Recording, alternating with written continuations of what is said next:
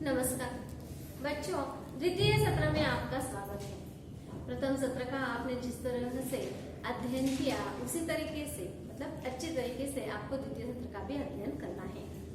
देखिए, आज जो हम पाठ देखने जा रहे हैं वह गुणों पर आधारित है। आमतौर पर देखा जाए तो हमेशा हम सुंदरता देखते हैं। जो कोई भी सुंदर दिखाई देता है वह हमें लगता है अच्छा ही है, और जो कोई बदसूरत है उसकी ओर हम देखना भी नहीं चाहते। लेकिन बच्चों, ऐसा करना बहुत ही गलत है। असल में हमें कोई भी हो, व्यक्ति हो, पशु हो, जानवर हो, कोई चीज हो, वस्तु हो, उसकी सूरत की ओर हमें नहीं जाना है। वह किस तरह से दिखाई देता है यह हमें नहीं देखना है। हमें क्या देखना है, वह कैसा है। मतलब अगर मनुष्य का हम उदाहरण लेते हैं तो कोई बहुत सुंदर होता है, कोई ठीक ठाक होता है, या कोई बदसूरत भी होता है। लेकिन जो सुंदर होता है वह मन से भी सुंदर होगा ऐसा नहीं। हाँ, सुंदर व्यक्ति हमेशा बुरे ही होते हैं ऐसी बात नहीं है।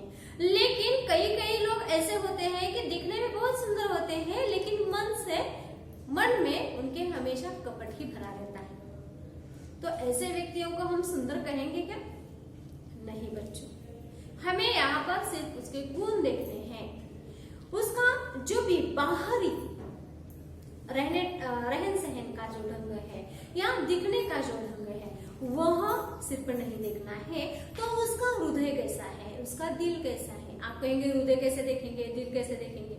असल में देखा जाए तो मनुष्य किस तरह से बर्ताव करता है उसी से हमें उसका दिल कैसा है, हृदय कैसा है यह समझ में आता है। बहुत सारे लोग ऐसे होते हैं कि दिखने में सुंदर लेकिन मन में कपट भरा रहता है।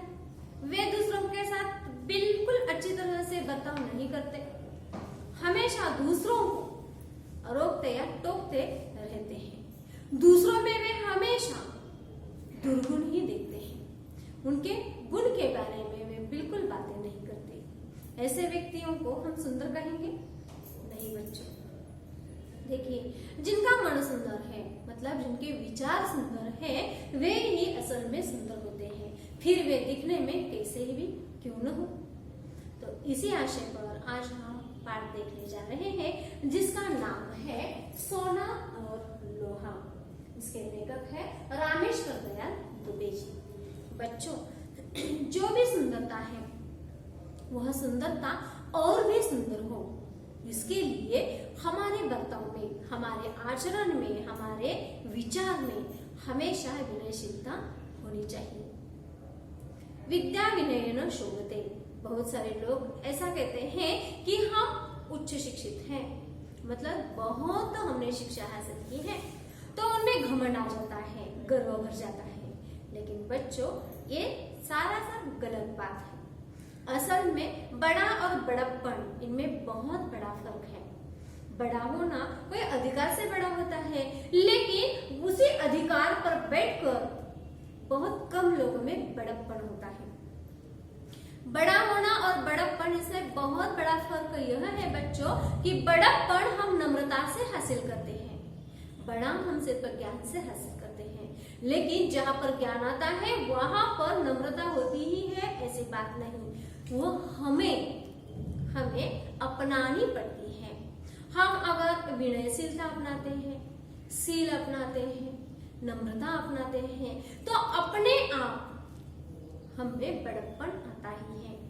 बहुत सारे संत हो चुके हैं, वे बहुत बड़े ज्ञानी थे, बहुत बड़े पंडित थे, लेकिन उनमें सबसे बड़ा गुण यह था कि उनमें विनयशीलता थी, नम्रता थी। इसी कारण आज भी हम उन्हें याद करते हैं।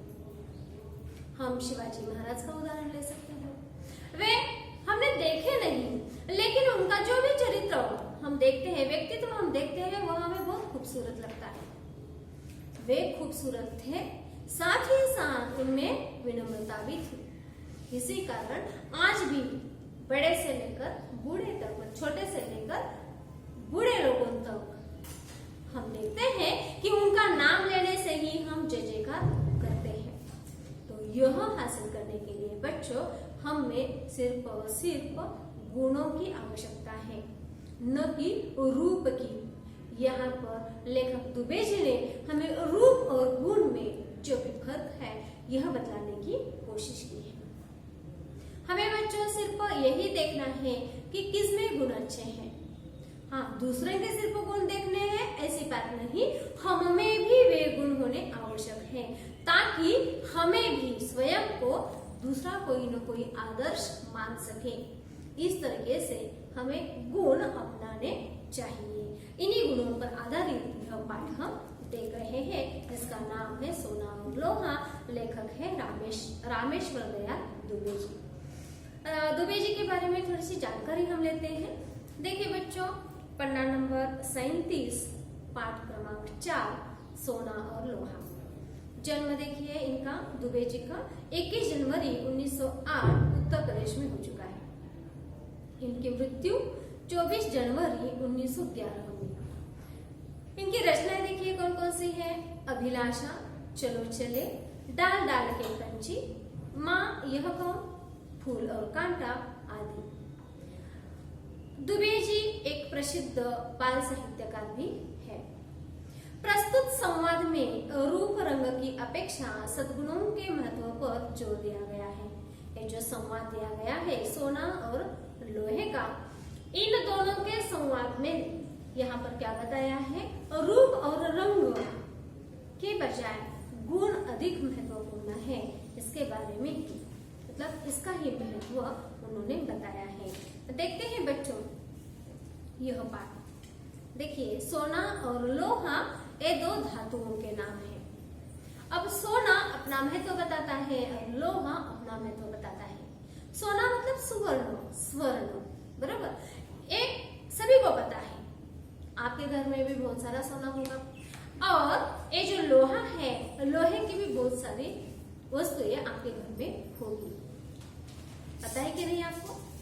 देखिए, सोना कैसा होता है और लोहा कैसा होता है। दिखने में सुंदर कौन है? सोना ही है। लोहा सोने जैसा सुंदर है क्या? नहीं है। लेकिन बच्चों, इन दोनों के जरिए हमें खूबसूरत और ठीक ठाक, मतलब इतना भी बदसूरत लोहा नहीं है, लेकिन ठीक ठाक है ना। इन लोगों में किस तरह से फर्क होता है या किस तरह के एक दूसरे में गुण होते हैं, वह हमें लेने चाहिए। यही बात दोनों से हमें बताई है। देखते हैं बच्चों, किताब में देखिए सोना क्या कहता है। यहाँ एक संवाद है सोने का और लोहे का। सोना क्या कहता है, देखिए, मैं स्वर्ण, मैं सोना, मेरे में क्या शान है, जिसे देखो मुझे चाहता है, मेरे गुण ही ऐसे हैं। देखिए सोना क्या कह रहा है, मैं स्वर्ण, स्वर्ण मतलब सोना, कनक, स्वर्ण, सुवर्ण, सोना, ये इसके पर्यायवाची शब्द है, मतलब समानार्थी। मैं स्वर्ण, स्वर्ण मतलब सोना, मैं सोना, मेरी भी क्या शान है, शान ठाट बाट, मेरा ठाट है, जिसे देखो मुझे चाहता है, मेरे गुण ही ऐसे हैं। देखिए सोना सभी को पसंद आता है कि नहीं? हमेशा एक ही स्थिति में वह रहता है, मतलब पीला ही दिखाई देता है, चमकदार है। इसी कारण उससे आभूषण बनाए जाते हैं, मतलब गहने बनाए जाते हैं, है कि नहीं? और ये गहने सभी को, वैसे देखा जाए तो महिलाओं को तो ये सबसे प्यारे होते हैं। बहुत सारे आभूषण उनके सोने से ही बनते हैं, तो वे उन्हें बहुत पसंद होते हैं। इसी कारण स्वर्ण जो है स्वयं पर घमंड कर रहा है, गर्व कर रहा है और कहता है कि मैं स्वर्ण, मैं सोना, मेरी भी क्या शान है, जिसे देखो मुझे चाहता है, मेरे गुण ही ऐसे हैं। क्यों चाहते हैं सभी? क्योंकि मुझ में वे गुण हैं। तभी लोहा क्या बोलता है, देखो, नमस्ते। क्या कह रहे थे? मेरा रूप ही ऐसा है, मेरा गुण ही ऐसे। देखो लोहा क्या कह रहा है, नमस्ते। तुम क्या कह रहे थे? किसे कह रहा है? सोने को। मेरा रूप ही ऐसा है, मेरे गुण ही ऐसे हैं। सोना कहता है, मैं क्या झूठ बोल रहा हूँ? मेरा चमकता पीला रंग देख, संसार में मैं सबसे सुंदर हूँ। देखिए, जैसे ही वह कहता है कि मेरी शान ही अलग है, सब मुझे चाहते हैं, तभी लोहा उसे कहता है, तू क्या कह रहा है? मेरा रूप ही ऐसा है, मेरे गुण ही ऐसे हैं, ऐसा तू कह रहा है क्या? तो सोना कहता है, हाँ, इसमें झूठ क्या है? सच ही तो मैं बता रहा हूँ। देख मेरा पीला रंग किस तरह से चमकता है, इसी कारण मैं सभी को पसंद हूँ। वो कहता है, मैं क्या झूठ बोल रहा हूँ? मेरा चमकता पीला रंग देख, संसार में मैं ही सबसे सुंदर हूँ। देखिए, पूरे संसार में, जगत में, दुनिया में मैं ही सबसे सुंदर हूँ। कौन कह रहा है बच्चों? सोना कह रहा है। किसे कह रहा है? लोहे को। देखिए किस तरह से जो सोना है अपनी सुंदरता पर बातें कर रहा है। उस पर लोहा क्या कहता है? देखो, लोहा कहता है, सोने, पहले यह तो बता कि तू तिजोरी से बाहर क्यों आया? लाख बार कहा कि तेरा बाहर आना खतरे से खाली नहीं, मगर तू मानता ही नहीं। तेरी रक्षा का भार मुझ पर है। देखिए, अब लोहा जो है उस पर गुस्सा हो रहा है। हाँ ठीक है, तेरी शान है, तेरा रंग है, लेकिन पहले यह बता कि तू तिजोरी से बाहर क्यों आया? तिजोरी अलमारी है ना, मराठी में कपाट कहते हैं उसे। अलमारी से बाहर तू आया ही क्यों? कौन कह रहा है? लोहा कह रहा है। क्यों कह रहा है? क्योंकि सोने की रक्षा का भार किस पर है? किस पर है? लोहे पर है। इसी कारण वह उसे डांट रहा है कि तू पहले यह बता कि तू तिजोरी से बाहर क्यों आया है। लाख बार कहा कि तेरा रक्षा का भार मुझ पर है। बहुत बार तुझे समझाया है कि तू ऐसे बाहर मत आया कर। तुम्हारी रक्षा, रक्षा मतलब रक्षण करना, रक्षा मतलब रक्षण करना। लाख बार कहा कि तेरा बाहर आना खतरे से खाली नहीं है। खतरा मतलब धोखा, धोखा बहुत बड़ा धोखा है, इसी कारण तुम बाहर मत आओ। मगर तू मानता ही नहीं, लेकिन तू समझ ही नहीं लेता और बाहर ही आता है। तेरी रक्षण का भार मुझ पर है। तेरा रक्षण करना मेरा काम है, इसी कारण तू चल, पहले अंदर चल। सोना कहता है, इस वाक्य पर लोहा उसे डांट रहा है, समझा रहा है, लेकिन सोना देखिए किस तरह से उससे बातें करता है।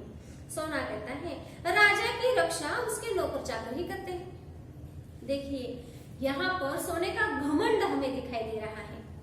ये जो लोहा है उसे समझा रहा है, लेकिन ये जो सोना है वह स्वयं के रूप रंग पर घमंड ही कर रहा है। वह कह रहा है कि सभी मुझे चाहते हैं, मेरा पीला चमकता रंग देखो, सभी मुझे पसंद करते हैं, पूरी दुनिया में मैं ही सुंदर हूँ।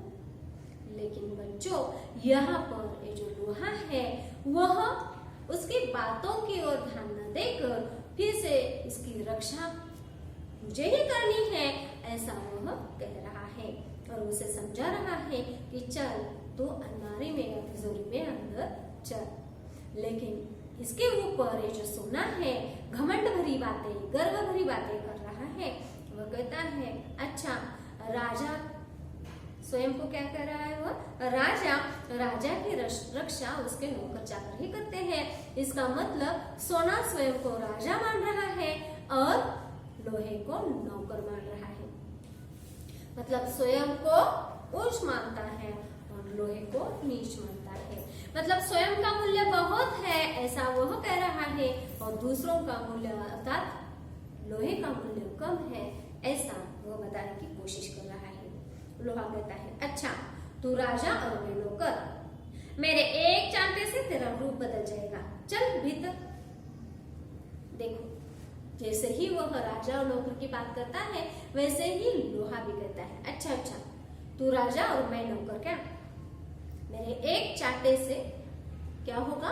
तुम्हारा जो भी रूप है वह पूरी तरह से बदल जाएगा, चल भीतर। इस तरह से वह भी उसे समझाता है। सोना कहता है, भले ही तुम मुझसे बड़े हो मगर मुझे डांटने का तुम्हें कोई अधिकार नहीं। मेरे 10 ग्राम का मूल्य 25,000 तो तुम 25-30 रुपए किलो के हो।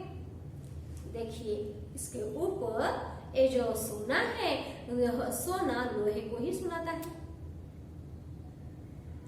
एक तो पहले अपने आप को उसने राजा कहा, लोहे को नौकर बताया है। और लोहे ने डांटने पर वह कहता है कि मुझे डांटने का किसी को अधिकार नहीं है, मुझे कोई भी डांट नहीं सकता, भले ही तुम मुझसे बड़े हो, लेकिन मैंने तुझे डांटने के अधिकार नहीं दिए हैं। देखो मेरे 10 ग्राम का मूल्य कितना है, 10 ग्राम, सिर्फ 10 ग्राम का मूल्य 25,000 है।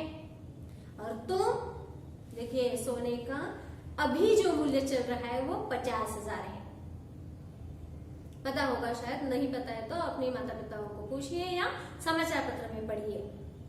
अभी 50-51,000 10 ग्राम का मूल्य चल रहा है। किसका? सोने का। यहाँ पर किताब में दिया हुआ है, यह पहला है, पहले उसकी कीमत बताई है, दी गई है। मेरे 10 ग्राम का मूल्य 25,000, तो तुम 25-30 रुपए में किलो के हो। वह कह रहा है सिर्फ 10 ग्राम का मूल्य मेरा इतना ढेर सारा है, मतलब 25,000 है, और तुम 1 किलो कितने में हो? सिर्फ 25 या 30 रुपए में हो, हजारों में नहीं, सिर्फ रुपए में हो, मतलब तुम्हारा मूल्य कितना कम है, यह वह दर्शा रहा है। देखिए किस तरह से दूसरों को वह उनकी कमियां दिखाने की कोशिश कर रहा है। असल में देखा जाए तो सोना दिखने में ही सिर्फ सुंदर है, लेकिन उससे कौन कौन से काम होते हैं? जो काम लोहा कर सकता है वह काम सोना कर सकता है क्या? बिल्कुल नहीं बच्चों, ध्यान में रखो। इसी तरीके से मनुष्यों का भी है, बहुत सुंदर है, नाजुक है, बहुत ही खूबसूरत है, लेकिन वह आदमी उसी तरीके से काम कर सकता है क्या जो भी ऐसे ठीक ठाक दिखने वाले आदमी, मजबूत आदमी कर सकते हैं? कर सकेगा? नहीं। तो हमें यहाँ पर रंग रूप देखने की आवश्यकता नहीं है, उसमें कौन से गुण है, वह क्या कर सकता है, यह देखने की आवश्यकता है। सोने और लोहे के माध्यम से यही बताने की कोशिश की है। यहाँ पर सोना ये जो लोहा है, लोहे को कम मानता है, उसे नीचे दिखाता है कि मेरा मूल्य देखो कितना है, मेरा महत्व बहुत है, तुम 1 किलो सिर्फ 25-30 रुपए में आते हो और मैं 10 ग्राम कितने में आता हूँ? 25,000 में आता हूँ। आगे देखिए लोहा क्या कहता है, रुपए में किसी वस्तु का मूल्य लगाना व्यर्थ है। व्यर्थ मतलब निरर्थक। रुपयों में किसी का भी मूल्य लगाना बिल्कुल व्यर्थ है बच्चों। हाँ, ये बात बहुत महत्वपूर्ण है। यही बात हम मनुष्यों की ओर लेते हैं। यहाँ पर सोना कह रहा है कि मेरा मूल्य बहुत है और लोहे का कम है। और समाज में भी ऐसा होता है, जिनके पास ढेर सारे पैसे होते हैं उन्हें हम अमीर मानते हैं, हमें लगता है कि वे बहुत बड़े हैं। और जिनके पास पैसे नहीं होते, मतलब आर्थिक रूप हम देख रहे हैं, पैसे कम होते हैं, उन्हें हम बिल्कुल महत्व नहीं देते। असल में देखा जाए तो सभी मनुष्य एक समान है, उनकी आर्थिक दशा कैसी है इसी पर उनका मूल्य नहीं ठहराया जा सकता। सभी एक समान है, वे मनुष्य है, यह बात हमें पहले जान लेनी चाहिए। किसके पास पैसा अधिक है, किसके पास कम है, यह बात जो है बिल्कुल हमें सोचनी ही चाहिए। क्योंकि बहुत अमीर आदमी है लेकिन उसे देने की, उसके पास देने की भावना नहीं होती, तो उसकी अमीरता कुछ भी काम की नहीं है। तो बच्चों, मनुष्यों का जो भी महत्व है उसे हमें समझ लेना चाहिए। अगली तासिका को हम देखते हैं कि किस तरह से लोहा अपना जो मूल्य है कम होने के बावजूद भी दूसरों के काम किस तरीके से आता है, यह सोने को समझाता है। और कौन श्रेष्ठ है और कौन कनिष्ठ है, यह हमें पता चलता है। यह देखते हैं हम अगली तासिका में। धन्यवाद।